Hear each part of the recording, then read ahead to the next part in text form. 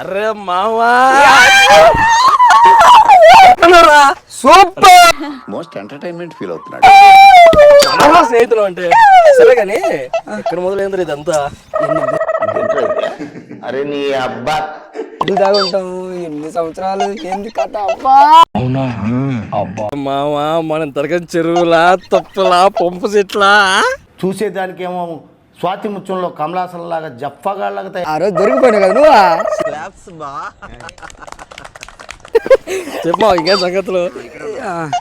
ఒకటి ఇలాంటి పార్కు మన ఊర్లో ఒకటి కట్టాలరా. అది అవదమ్మా. ఈ పార్కు యా కడదాం మచ్చా మావా. పార్క్ తో పాటు మంచి ప్లే గ్రౌండ్, స్విమ్మింగ్ పూల్ కూడా కడదాం మావా. కట్టుకో. పార్కులో ఇప్పుడు ఒక పార్క్ కట్టుకుంటే బాగుంటుంది. అందులో స్విమ్మింగ్ పూల్ మళ్ళీ ప్లే గ్రౌండ్ ఎవరి కోసం అది? మన పిల్లలకు మావా. మీ ఊర్లో ఏంది మీ పిల్లల కోసమా?